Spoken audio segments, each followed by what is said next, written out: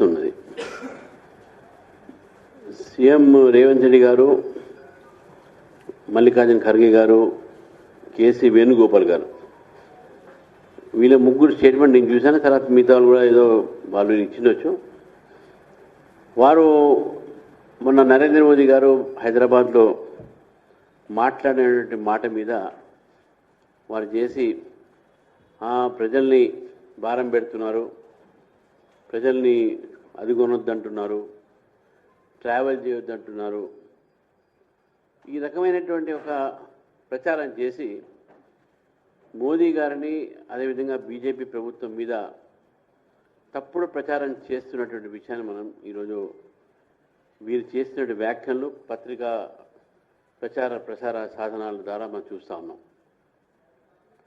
1947లో మనకు స్వాతంత్రం వచ్చిన తర్వాత ఈ స్వాతంత్రము మనకు ఏ విధంగా వచ్చింది, ఎవరో అప్పుడు ఉన్నటువంటి పరిస్థితి ఏ విధంగా ఉండే, ఆ పరిస్థితులు ఈరోజు మనం చూసుకుంటే ఒకసారి భారతదేశంలో అప్పుడు ఉన్నటువంటి ఒక పరిస్థితులు, విభజన తర్వాత భారతదేశం స్వాతంత్రమైన తర్వాత ప్రధానమంత్రులు అనేక మంది వచ్చారు. ఎక్కువ కాలం కాంగ్రెస్ పార్టీనే ఈ దేశాన్ని పరిపాలించింది స్వాతంత్రం తర్వాత. మరి జవహర్లాల్ నెహ్రూ గారు ఆ రోజు వచ్చిన సమయంలో మనకు ఒక యుద్ధం జరిగింది. 1962లో చైనా యుద్ధం జరిగింది. పాకిస్తాన్తోనే 2 సార్లు జరిగింది. 1962లో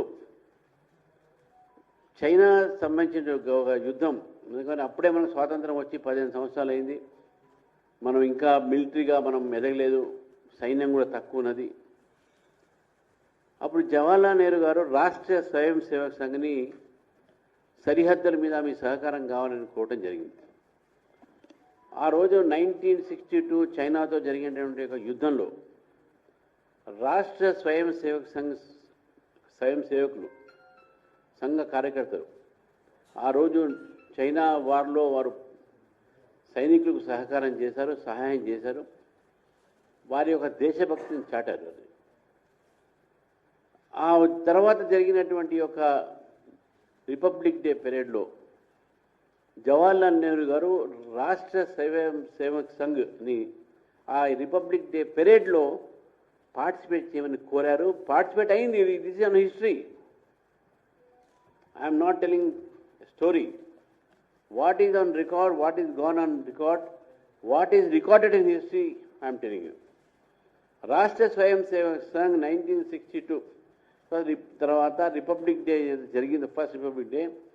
జవహర్లాల్ నెహ్రూ గారు రాష్ట్ర స్వయం సేవక్ సంఘ్ ఆ రోజు 1962లో వార్లో వారు పోషించిన పాత్రని వారు మెచ్చుకొని ఆ రోజు పెరేడ్లో వారు పాల్గొనడం జరిగింది.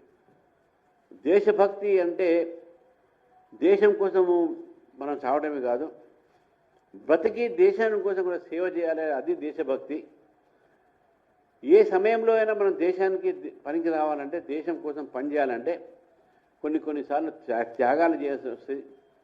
ప్రతి దానికి ప్రాణ త్యాగాలే అవసరం లేదు, కొన్ని మనం వ్యక్తిగతమైన విషయాలకు త్యాగాలు చేయాలి అనేటి ఆలోచన మన నరేంద్ర మోదీ గారు చెప్పడం జరిగింది. అందులో ఎవ్వరు కూడా తప్పు పట్టాల్సిన అవసరమే లేదు. మీరు మన భారతదేశ చరిత్ర చూస్తే వీళ్ళందరూ గబ్బోలు పెడతా ఉన్నారు. ఏమని అట్లా అంటాడు ప్రధానమంత్రి గారు, ఆయిల్ కొనొద్దని, తక్కువ చేయమని, పెట్రోల్ తక్కువ వాడమని. ఇదని నేను ఒక్కసారి ప్రధానమంత్రి గారు ఆ రోజు అప్పీల్ చేసినటువంటి విషయాలు మీకు చెప్తాను. Use solar pumps. ఎందుకన్నారు? ఎలక్ట్రిసిటీ ఆల్టర్నేటివ్గా ఉండాలని. Use public transport. ఈరోజు కూడా లండన్లో, ఇంగ్లాండ్లో హైకోర్టు జడ్జెస్, ఒక జడ్జెస్ అందరు కూడా, ఎంపీస్ అందరు కూడా, ministers including prime minister, they use tubes అంటే మెట్రో, అండర్గ్రౌండ్ రైల్ని ట్యూబ్స్ అంటారు. అక్కడ ట్యూబ్స్లో వాడతారు, పబ్లిక్ ట్రాన్స్పోర్ట్ వాడతారు. ఈరోజు కూడా మీరు అమెరికా పోయినా కూడా పబ్లిక్ ట్రాన్స్పోర్ట్ యూసేజ్ యూరోప్లో హైయెస్ట్. అంటే వాళ్ళకు డబ్బులు లేక కాదు, వాళ్ళ కార్లు తినలేక కాదు, but that is austerity they maintain. మనం ఏ విధంగా మనం ఆర్థిక వ్యవస్థని వ్యక్తిగతమైనటువంటి ఆర్థిక ఒక క్రమశిక్షణతోనే దేశంలో ఆర్థిక క్రమశిక్షణ వస్తుంది. Individual financial discipline will make a nation financial discipline అనేది మనం గుర్తుపెట్టుకోవాలి.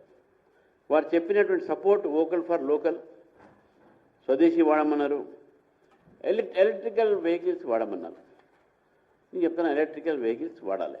తప్పే ఉందండి ఎలక్ట్రికల్ వెహికల్స్, పెట్రోల్ డీజిల్కు ఇది ఉంది. తర్వాత ఈ యొక్క సంబంధంతో కొన్ని దేశాల్లో అయితే సైకిల్ మీద కూడా పోతారు టు సేవ్ పొల్యూషన్. ఆంధ్ర యూనివర్సిటీలో ఒక 1 వీక్లో వన్స్ డే అక్కడ పొల్యూషన్ ఫ్రీగా ఉండాలని చెప్పేసి ఎవరు కార్లు స్కూటర్లు వాడరు అక్కడ, ఓన్లీ సైకిల్ కానీ నడుచుకుంటూ పోతారు. అది ఎందుకంటే నేను ఒకసారి లా కాలేజ్ ఇన్స్పెక్షన్ పోయాను. అక్కడ దూరం వైస్ ఛాన్సలర్ బిల్డింగ్ దూరంగా పోయి అంటే ఒక లా కాలేజ్ ఇంకా ముందు ఉంటుంది. వాళ్ళు స్కూటర్లో పోదాం సార్, నాకు నడవడం కొంచెం కష్టమైతే కాళ్ళ దెబ్బ తాకిందంటే, సార్ ఇవాళ సైకిల్ మీద కాబట్టి పోదాం సార్ అన్న వాళ్ళు. సింగపూర్ అండ్ జపాన్లో కూడా వాళ్ళ ప్రైమ్ మినిస్టర్స్ కూడా సైకిల్ మీద పోతారు. ఇది ప్రధానమంత్రి గారు అప్పీల్ చేసిన దాంట్లో తప్పేముందంటే, ఇంకోటి ప్రధానమంత్రి నరేంద్ర మోదీ గారి కన్నా ముందు first prime minister Jawaharlal Nehru గారు వారు ఏమన్నారు, స్కిప్ ఈటింగ్ రైస్, రైస్ వాడకండే. నార్త్ ఇండియన్స్కి ఏమన్నారు, మీరు రొట్టెలు తగ్గియండి. వారు చెప్పిన మాట, నేను చెప్పింది కాదు.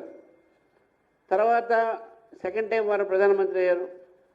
అప్పుడు ఏమన్నారు, మిస్ ఏ మీల్ ఎవ్రీ వీక్, ఒక్క పూట ఒక వారానికి ఒక్కసారి దయచేసి భోజనం చేయకండి, ఉపవాసం ఉండండి అన్నారు.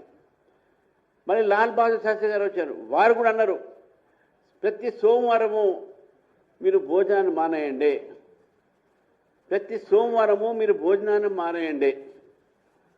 ఇందిరాగాంధీ అన్నారు, జనం ఎక్కువ మంది అయినా ఎక్కువ మంది తింటున్నారు, పిల్లలు పుట్టడం మానేయండి అన్నది, స్టెరిలైజేషన్. అందుకనే సంజయ్ గాంధీ గారు ఏం చేశారు, పట్టణం వచ్చి వాడు పెళ్ళైనా పెళ్లి కాగానే పట్టుకుపోయి హాస్పిటల్లో స్టెరిలైజ్ చేసేది, పిల్లలు పుట్టడం ఆపరేషన్. ఇందిరాగాంధీ గారు చెప్పింది ఇది. తర్వాత we must tighten our belt, ఎవరు, Manmohan Singh garu. Need to contain subsidies, money does not grow on trees, ఇది మన్మోహన్ గారు. సబ్సిడీస్ ఎక్కువ ఇవ్వకూడదు మనము, దాంతో దేశం ఒక ఆర్థిక వ్యవస్థ దెబ్బతింటుంది, డబ్బులు ఉత్తగానే రావు అనే చెట్టు మనవు అని చెప్పారు. ఇది వారు చెప్పినటువంటి మాట. తర్వాత సిరిజన్ చెప్పారు, ఇన్ఫ్లేషన్, కరప్షన్, స్కాండల్స్ పెరుగుతున్నది కాబట్టే మనీని జాగ్రత్తగా, austerity measures, we must tighten our belt అన్నాడు. అంటే వెన్ ఎవర్ ఎకనామిక్ ప్రెజర్ వస్తే జాగ్రత్తగా ఉండాలి. ఇది 1976లో do sterilisation, population control. Talk less work more, Indira Gandhi గారు. ఇది ఎమర్జెన్సీలో వర్క్ ఎక్కువ చేయండి, మాట్లాడకండి అని చెప్పేసి. ఇది 1949 నుంచి 1949లో మన ప్రధానమంత్రి ఆ రోజు జవహర్లాల్ నెహ్రూ గారు వారు చెప్పినటువంటి మాట, దోస్ హూ